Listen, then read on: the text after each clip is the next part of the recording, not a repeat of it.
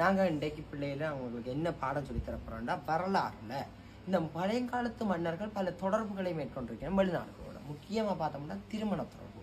அதில் முதலாம் விஜயபாகு மன்னன் திருலோக சுந்தரி என்ற கலிங்க நாட்டு இளவரசியை திருமணம் செய்வான். அது மட்டும் இல்லை, அவன் அந்த தங்கையான மித்தாவை பாண்டிய நாட்டு இளவரசனுக்கு திருமணம் செய்து வைக்கிறான். இதன் மூலம் வெளிநாட்டு எங்களுடைய நாட்டு மன்னர்கள் வெளிநாட்டுடன் திருமண தொடர்பை மேற்கொண்டதை அறிய முடிகின்றது. இரண்டாவது பார்த்தோம்னா சமய தொடர்பு. இளம்பகர்ண வம்சத்தைச் சேர்ந்த முதலாம் கயபாகு என்ற மன்னன் சேர ராஜ்யத்தின் பத்தினி தெய்வ வழிபாட்டு கோயிலுக்கு திறப்பு விழாக்கு போயிருக்கிறான். இதன் மூலம் அங்கு சமய தொடர்பும் இடம்பெற்றதாக தெரிய வருகின்றது. இது மட்டுமில்லை, வர்த்தக தொடர்பு பார்த்தோம்னா பாதிகாபி என்ற மன்னன் ருவன்வெளிசாயா, இலங்கையின் மிகப்பெரிய தூவியான ருவன்வெளிசாயாவினை அலங்கரிப்பதற்கு உரோமாபுரிக்கு தூதுவர்களை அனுப்பியிருக்கிறார்.